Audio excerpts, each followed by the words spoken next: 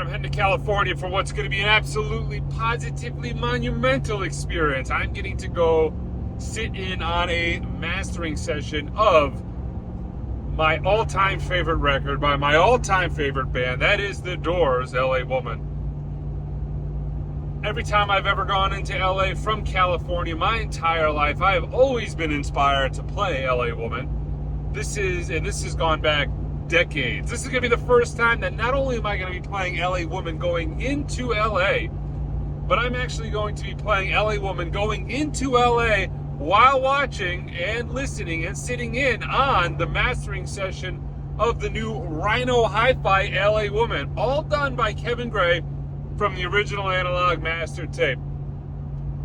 I am absolutely beyond excited. It is going to be awesome.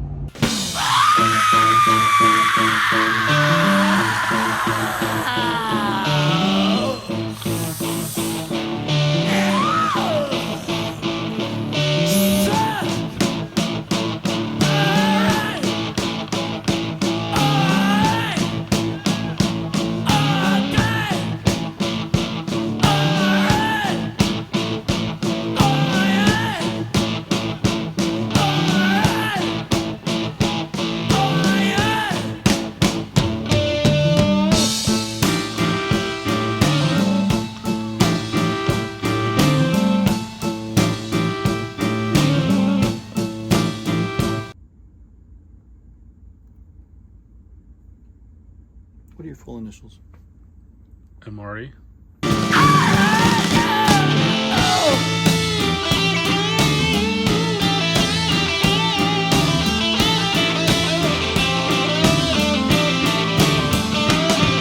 Earlier this year, during the summer of 2024, Kevin Gray got a work order from Warner Music that he was to remaster the entire Doors catalog for the Rhino Hi-Fi series. This was going to be all analog, cut from the original master tape, part of the continuing 33 RPM Hi-Fi series from Rhino.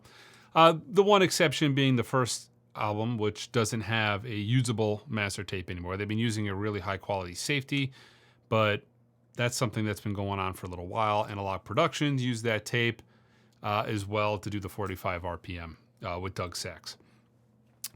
But this kind of coincided with a pre-scheduled trip that I actually had to California.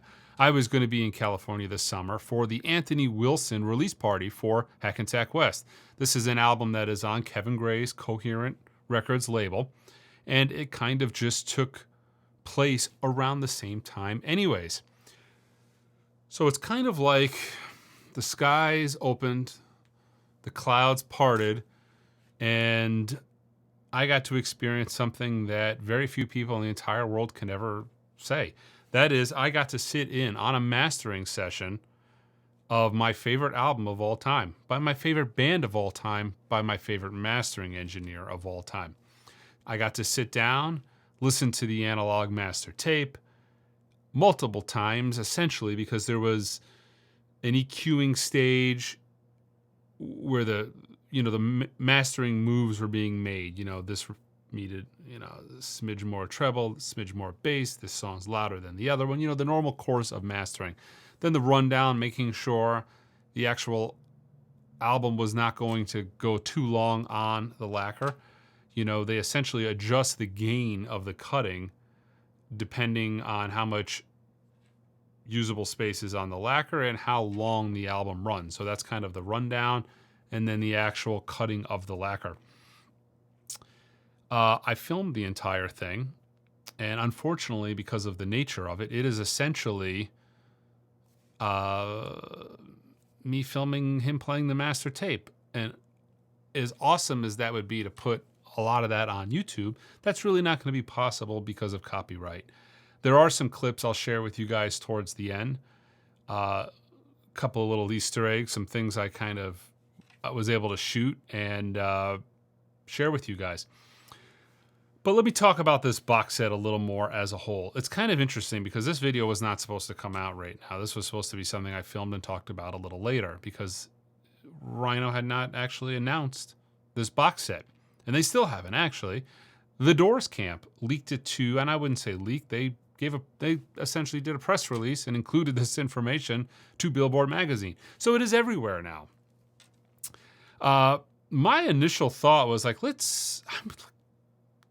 I know a lot, I was very versed on what had happened, how it went down, the fact that Bruce Botnick was involved at the beginning stages of this, as far as overseeing those first couple of albums being mastered, kind of some of the back end detail. And my mind has been blown.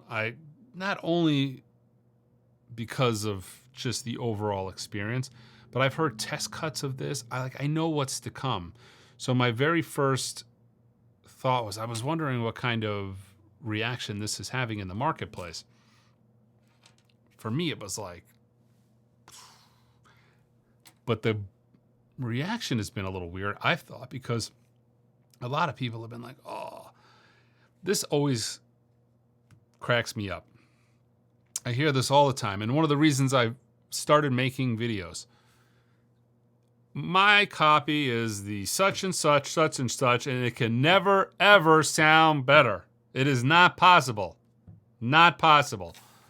And that just boggles my mind. I will tell you, I've heard quite a bit of this. You guys are going to be very, very shocked of how good this actually is. Or you shouldn't be. You shouldn't be shocked at all. But from the overall vibe I'm hearing in the marketplace, I'm guessing a lot of people are going to be very, very shocked of how this sounds. Now, one thing I will say, I am so very intimately familiar with LA Woman. It's a record I've heard thousands of times, and that's not an exaggeration. I've got gazillions of copies. One of the very first bands I ever discovered at a very early age. So from 11 years old, it's a band that I've listened to incessantly. And in the early days of listening to music, I had a lot of time and not a lot of money. So what I did have copies of got a lot of play. What was neat about this mastering session is when you're sitting down there and you're hearing the original master tape, this is the best this album is ever going to sound.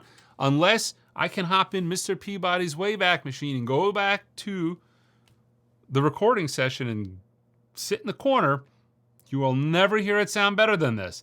But that puts into perspective how it should sound, which is the master tape, right? That is the genuine article, the best it can be, in comparison to how it has always come out on vinyl subsequently.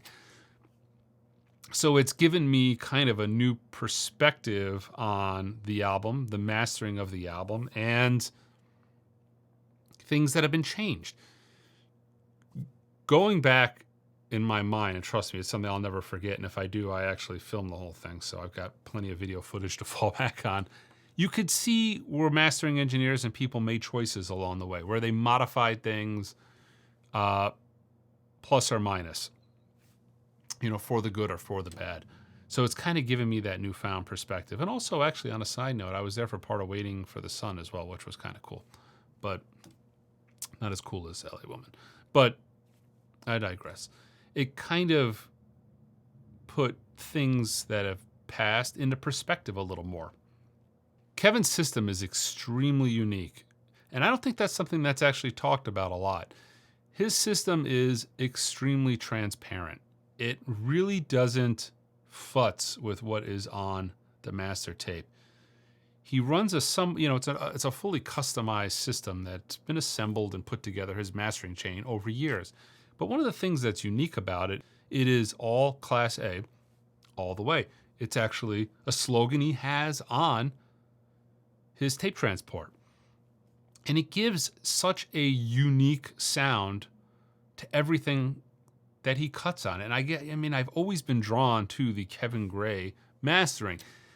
And the more time I've spent in his studio listening to his records, the uniqueness is not only Kevin, but it's in this chain, it's in the system that he has built. It is an extremely transparent system that doesn't futz with the sound of what is on the tape, unless the futzing is called for. And then, of course, there's knob switches, and then there's wizardry that can be involved. But when you have a really good solid presentation from a good solid recording that was done right the first time, it's not a mastering system that is in the way. And that is very, very unique about his system. I've never heard a record. I don't know that there's any system that's quite like it, from what I've heard on vinyl. And it's kind of nice that I've got enough records that I've been able to hear kind of a smattering of all the mastering chains that have ever been. You know what I mean? But it's really a unique experience to be able to put all of this into perspective. Now, in this Billboard article, they had mentioned that there's going to be 3,000 numbered box sets. But I don't want people to freak out over that, because we've kind of learned at this point in time that Rhino intends to keep these higher quality, more desirable records in print. And they've done it in a multitude of ways, and ways that have actually agitated people. But I think I'm starting to get the vibe of kind of how Rhino approaches these records. In the record world, we like to see things, if it's numbered, it's never going to be done again. Not necessarily good business if you think about it from the manufacturer's perspective. That's more of good business for the collector and or flipper, not the person who is there for the music and not the actual company manufacturing the record. Rhino seems to look at this more like an artist would look at limited edition prints. If you get like an artist that has limited edition prints, they have the original, right? And then they do, this is the print edition of 999. And then they do the imprint edition of 25 artist proofs. Then they do the print of 500 copies, 1,000 copies, 10,000 copies, the unlimited copies. In the art world, that's very normal. In vinyl, that's not normal at all. But that is actually kind of what Rhino has been doing at this point. So I would not say you need to freak out if you don't get one of these 3,000 box sets, because my initial thought is these things are going to go very, very quick. It's going to be kind of somewhat of a website crashing type of vibe. That's kind of what I'm picturing. Because let's face it, for the Rhino Hi-Fi series, they've done some great records. They've done some Cars records, they've done some Black Sabbath records, but they have never done anything, in my opinion, to the caliber of the Doors catalog. They just haven't. And 3,000 is a relatively small number. But if history tells us anything, if we just look at the Black Sabbath, we had a 5,000 numbered copy. That turned into a 5,000 unnumbered pressing. That was the second SKU. And these are all actually separately identifiable items because they have different barcodes. Then they did a Rocktober pressing, which is the same thing for all intensive purposes, but it has a third barcode. So 3 unique titles. Sometimes Rocktober titles come and go. Sometimes Rocktober titles stay in print for years. I think back at stuff like Jane's Addiction, Ritual of the Habitual, the milky clear vinyl version of it. Came out Rocktober years ago. It's still available. It's on the website now. There's other titles that go away and you don't see them anymore. So we really don't know what's to come. But in my opinion, and I've been saying this, these records should be in print. High quality, reasonably affordable records. You got to think $39.99 when I started doing this was an outrageous, exorbitant amount of money. $39.99 for an audiophile record of this caliber, all analog, cut from the master tape. Kevin Gray, high quality pressing, stout and tip-on jacket, the liner notes, just the whole package. It's actually kind of a bargain because there's a lot of records that are in the $40, $50 range right now that are, crummy pressings, crummy plants, crummy jacket, crummy sound. Eco vinyl, the whole plethora of all the crap you don't want in a record. This is not that. This is all of what you do want in a record. They need to be in print. So probably like the ZZ Top box set, you'll see a 3,000 numbered box. Who knows? You might see individuals. You might see an unnumbered box. I don't really care. I don't care how they do it, just as long as they do it and they do it plentiful. Because just going back via the Analog Productions box set sells like hotcakes to this day. That box set has been in print about 12 years. I sell more of those I sell more of those records 12 years after the fact than I did 2 months after the fact. Those records constantly sell. Now I'll do a little bit more of a detailed review of the actual box set when I have it in my hand. And I'm going to spend a lot of time comparing it against other things that have come or in print now. There's been a lot of great Doors reissues over the years and a lot of great sounding originals from the day they came out. So it'll be fun to kind of go back and do some comparison and doing some more in-depth reviews on these records. I've already done 2 shootouts of Doors records so far. I've done the self-titled and I've done LA Woman. I feel like there's going to probably be an update warranted after this because since I've done LA Woman, we've had 2 real high quality versions of the record come out. The UHQR and the Rhino Hi-Fi. Now this box set is slated to come out November 22nd of this year. I think the price is going to be around the $40 a record mark. You know, they didn't charge a premium for the ZZ Top as a box set. It was 5 discs, $40 a piece. It was a $200 box set. So quite possibly the same kind of holds true for this. And we have, what, a $240 box set, 6 LPs. There might be a small premium, but I think this is going to be, for a box set of audiophile records, relatively affordable. I don't know if this is going to be opened up to brick and mortar retail stores or retail stores in general. They've kind of done that with the last couple of titles until the ZZ Top box, but then that wasn't opened up. But I really don't have an answer for you on that as of yet. I sure hope so. As much as I love the Doors, it would give me great joy to be unboxing pallets of these records in the shop. That would be a lot of fun, but I don't know. It's a weird situation with Rhino so far, and they haven't really been clear on what their policies are. What determines Rhino Hi-Fi exclusive versus what determines something they opened up. At first I thought, well, they're just going to be opening up titles that they're not selling in great quantity, because the first couple of titles they did were titles that didn't really move like other titles. That was the Miles Davis Tutu and the John Coltrane Olé. But then they did a Cars and the the Cars and the Grateful Dead. But then they skipped any of the individual ZZ Top titles. But then they did the Black Sabbath title. So I can't make heads or tails of what the hell's going on over there and how they determine this stuff. I don't know. But I have a feeling these things are going to be in print for a while. I don't see any hysteria with this. That would be just so foolish to have Kevin Gray involved, to have Bruce Botnick involved, and then to just cap yourself at 3,000 records.